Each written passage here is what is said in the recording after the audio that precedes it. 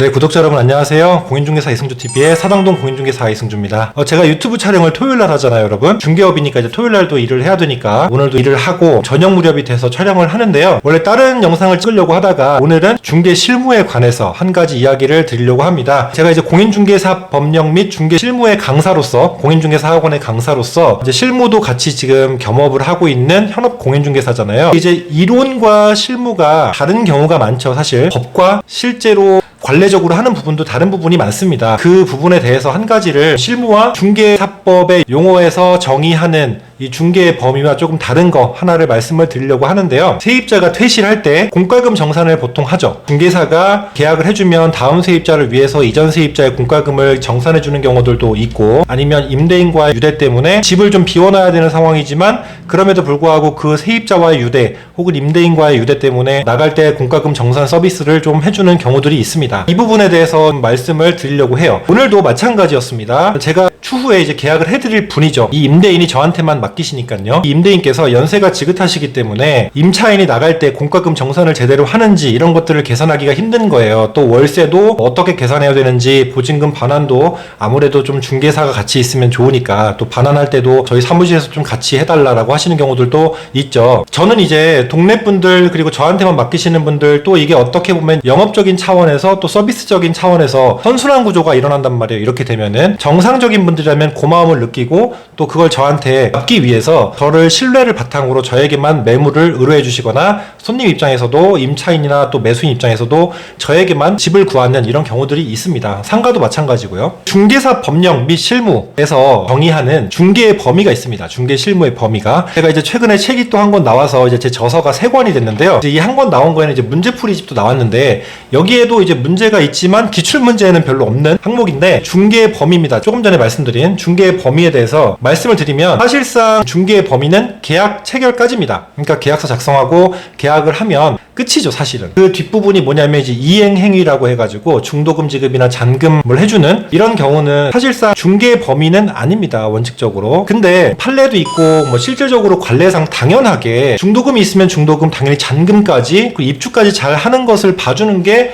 중개사들의 이의 없는 당연한 관례입니다. 그 중개의 범위죠. 용어와 실제 정의하는 이런 정의들과 혹은 법 조문들과 실제 중개 실무의 차이점이라고 볼 수 있는 그런 예 중에 하나죠. 이러다 보니까 원리 원칙대로 하시는 분들은 사실은 이런 부분에 대해서는 원리 원칙대로 안 하실 거예요. 이런 부분 당연히 잔금까지 잘 도와주시겠죠. 진짜 원리 원칙대로 하시는 분들은 한마디로, 그러니까 많은 분들이 계약 체결하고 끝이다, 책임 안 진다, 이런 말도 사실 이런 데서 파생되지 않았을까라는 생각도 조심스럽게 해보고요. 가끔 이런 분들이 있어요. 제가 직접 겪은 건 아니고요. 제 지인이 이런 문자를 주고받았다라고 하면서 저에게 보내줬던 내용들인데, 뭐냐면 임차인이 당연하게 공인중개사에게 정산 당연히 해주셔야 되는 거 아니에요? 라고 당연히라는 이런 부사, 용어를 쓰는 거죠. 상대편 중개사분도 이제 답을 온 거를 보니까 메시지를 당연히 해드리는 게 아닙니다, 본인이 하셔야 합니다, 서로 이렇게 티키타카가 오가는 문자들이 있었던 걸 봤어요. 저의 경우는 제가 그냥 도의상 해드리고, 대부분 앞서 말씀드린 대로 영업적이나 서비스적인 측면에서 제 기분도 좋고요, 상대방도 대부분 고마워합니다. 그럴 사람들이기 때문에 제가 해주는 거고요. 근데 호의가 권리가 되면 안 되는 거죠. 당연히 해줘야 된다라는 말을 들었을 때는 상대방도 해줄 마음이 있었다가도 안 해줄 수도 있는 거예요. 그쵸? 말이 다르고 다른 거니까요. 그래서 영상을 보시는 분들께서도 공과금 정산을 만약에 다음 세입자가 들어온다면, 공인중개사가 계약을 해줬다면은 어쩔 수 없이 혹은 당연한 관례로 다음 세입자가 기존 세입자의 공과금을 부담하면 안 되니까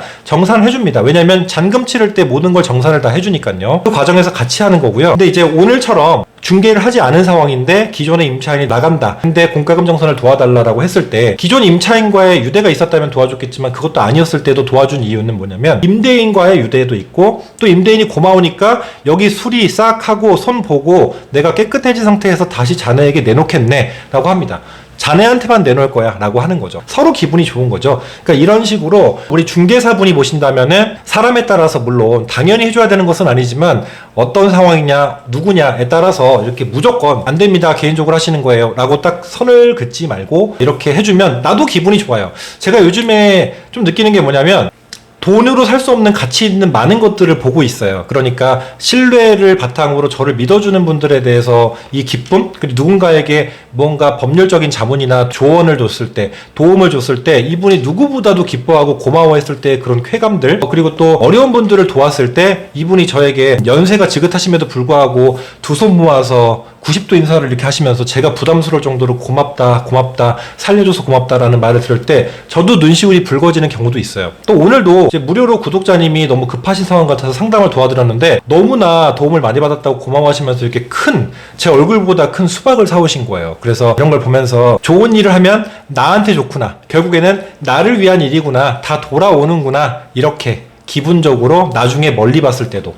자, 그래서 이런 생각을 좀 하면서 중개의 용어에서 이행행위라는 용어를 원리 원칙대로 딱 무조건 할 필요는 없다. 다만 싸가지 없이 하거나 무례하게 하거나 해줄 가치가 없는 사람은 저도 당연히 안 해줘요. 똑같이 개인적으로 하고 가세요 라고 합니다. 그런 경우는 저는 아직까지는 없었는데, 그러면 또 제 성격엔 불안한 게 알아서 안 하고 갈 사람들이에요. 그렇게 무례한 사람들이면. 그쵸? 그러니까 주인을 보고 해준다든지 멀리 보고 간다든지 뭐 이런 식으로 가는 거죠. 다만 이제 임차인분들이 보신다 혹은 집주인분들이 보신다라고 하면 당연히 중개사가 이걸 해줘야지 라는 것은 이제 당연하다, 권리다라고 생각을 하시면 안 된다라는 부분은 말씀을 드립니다. 공인중개사분들이 좋은 분도 많고 물론 나쁜 사람들도 많습니다. 반면에 또 임대인이나 임차인도 악덕하고 나쁜 사람도 분명히 있죠. 그쵸? 법이 이렇다, 답이 이렇다라고 그냥 일원화시켜서 모든 사람에게 적용하시지 말고, 이렇게 공과금 정산도, 그리고 그 이행행위 같은 것도, 공과금 정산도 마찬가지로 이렇게 조금 베푸는 마음으로 해주시면 좋고, 또 상대편도 고마워한다면 더더욱 기분이 좋고, 이게 분명히 돌아옵니다. 나한테. 이 얘기를 오늘도 이렇게 한번 공과금 정산을 몇 분 안 걸리잖아요, 사실. 이렇게 해드리면서 임대인은 당연히 더더욱 고마워하고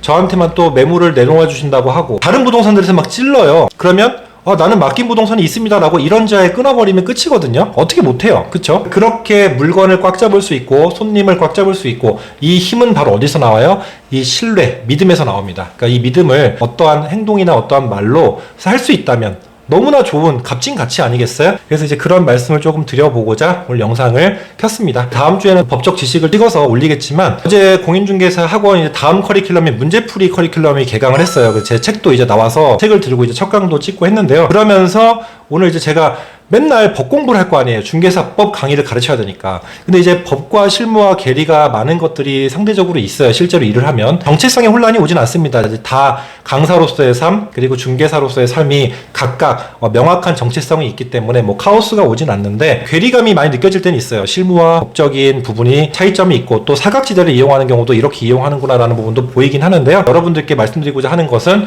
마음을 본인이 곱게 먹으면은 상대편도 웃는 얼굴에 대부분 침 못 뱉어요. 웃는 얼굴에 침 뱉는 사람이면 그냥 노장과 장자가 말했잖아요. 자신을 헤아려 하는 사람을 안가품하려 하지 말고 가만히 강가에 앉아서 지켜보면 그 사람 시체가 떠내려갈 거라고 하잖아요. 그러니까 진흙탕 속에서 같이 똥물 튀지 마시고, 그냥 진흙탕은 진흙탕 사람들끼리 살게 하고, 여러분들은 그냥 내가 한 수 위구나 라는 생각을 하면서 웃어주세요. 그렇게 하시면 됩니다. 이렇게 해서 오늘 영상은 훈훈한 중개실무 이야기로 마무리하도록 하겠습니다. 요즘에 제 채널이 행정사 채널은 구독자가 되게 쭉쭉 느는데, 공인중개사 채널의 구독자가 이렇게 많음에도 불구하고 왜 이렇게 요즘에 안 느는지 모르겠어요. 뭐가 문제인지 잘 모르겠는데, 어쨌든 저는 그럼에도 불구하고 쭉 직진을 할 겁니다. 제 맨땅에 헤딩 나의 중개일기에 있는 마지막 문구처럼 말이죠. 오늘도 시청해주셔서 감사합니다, 여러분. 다음 영상에서 또 만나도록 하겠습니다. 다음에 만나요.